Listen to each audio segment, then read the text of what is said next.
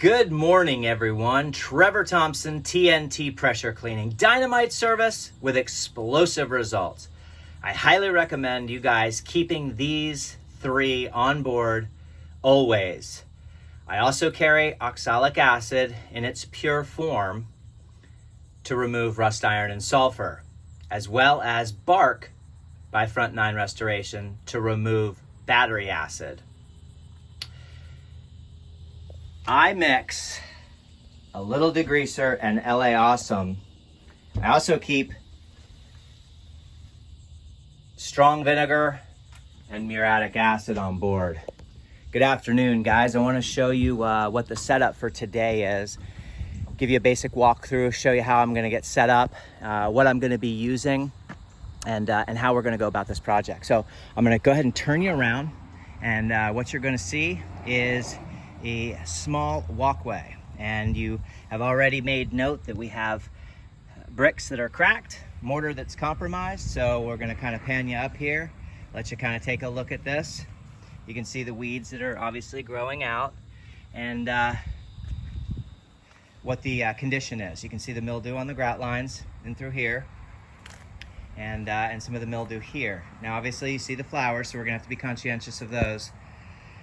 And you can see the buildup of moss in through here. So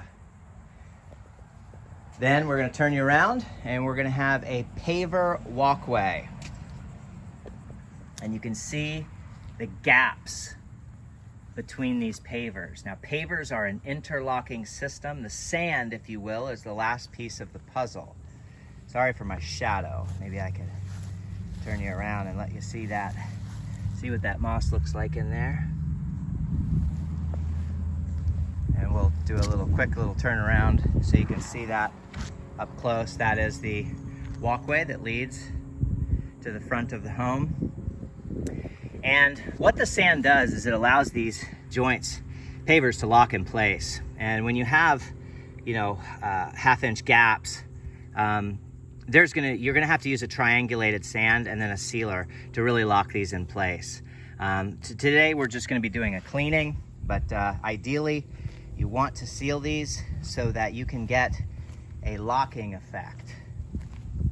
And if I take you through the pavers here, you can see that we've got some oil stains, and that's why we're going to be using the degreaser inside of our solution. Lift up those oil stains. You can see what those pavers look like here. And what I'm going to do, so this is just a little area where if she has guests, they can come and park their car without having to be on the road. I'll let you take a look at that. Kind of a nice feature for a yard to be able to have your guests be able to pull off. We're going to remove those oil stains. And then this is going to be the driveway. I'll let you take a look at the driveway and the condition it's in. Once again, we have tremendous gapping. So with the large gaps on pavers, if you use a sand that is rounded and you apply a sealer, you don't allow the sealer to penetrate deep down inside and then harden. So we want to use a triangulated sand, a sand that has triangles, and that way, when the sealer is applied, it'll penetrate down deep, and then it will form. You never want to go, you want to leave about 1/8 of an inch gap here. You don't want to over sand these joints. But you can see what the pavers look like, and just the amount of moss that's built up, throughout the years. So you can see you have massive grass and weeds. Turbo tip is going to be your best friend in that situation when your yard is starting to grow through. So it's going to be quite a bit of work. You can just see what that sort of looks like. It's basically through the whole, the whole driveway. I mean, it's looking like England over here, and a nice fuzzy moss with grass growing through. Now, when you sand these joints, there's no guarantees that you're going to prevent future weeds. It will certainly help out, but one little spot, one bird lays a dropping or drops some sand or dirt, and a weed can spawn from that. But it certainly helps out. And once again, it locks the pavers in place. So Very important on pavers. They are not maintenance free. I want you to take a look at the work we have and what this driveway looks like. And we'll take some before pictures, we'll take some after videos so you guys can see what that looks like. You can see I have a high pressure hose run over there with a DN10 off of that. I'm gonna pick up my rag. We did this fence months and months ago. I don't know, probably half a year ago. It still looks really, really nice. We also did all that pool in there. But today is gonna be specifically the driveway, the area for the cars to pull over, and the couple of walkways. That's the driveway. So it's a little warm today. There's also great waves out, so I am being responsible and not rescheduling my job, but I am actually doing as I say I'm going to do, which is part of being a responsible contractor.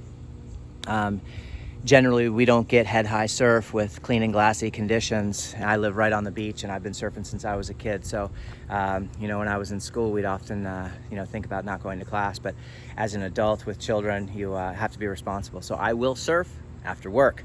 We have the Whisper Wash Classic all set up and ready to run. We've got 100 feet of Flexzilla. This is the, I'll just show you really quick. This is your ID on this is 5/8. 5/8 on this Flexzilla water hose. And we're using the Suttner trigger gun here, along with some Schedule 80. And we just have a small J-rod with a shooter and a fan. And that is gonna lay out our solution. The high pressure machine will be used for surface cleaning, running the ball valve for rinsing, and turbo tipping. Why am I not X-jetting today? I have the X-jet pail out. Why am I not X-jetting this? Great answer. Because with the X-jet, you can only get, shooting a straight mix, about a 4% in your batch if you're shooting it straight. So if you straight sodium hypochlorite at 12.5% with a little bit of surfactant in there so it'll stick and not dry really quickly, and add a little smell for the neighborhood so they're not dying of chlorine gas, you can only get about a 4% mix. That's not hot enough to really penetrate deep into the pores and really kill this moss that's up here. So we are going to be using the 4 gallon a minute bleach pump. And this will allow me to shoot a super hot mix. Super hot mix. Hot as I want to shoot it. We're gonna add a few gallons of water to this, and we'll be putting out about a 6% mix. And that's gonna be plenty. So, and there is a 2-foot stainless steel lance with a turbo tip for the 4 gallon a minute machine.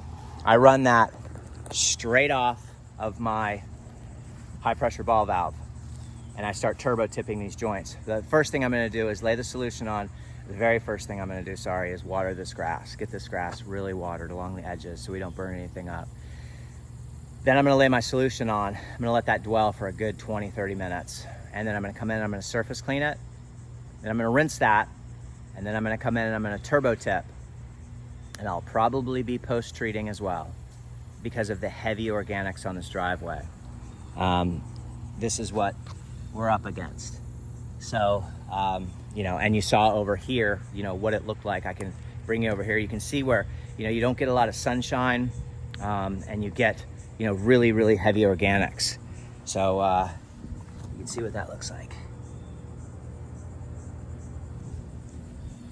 I hope everyone's having a great day. Keep cleaning.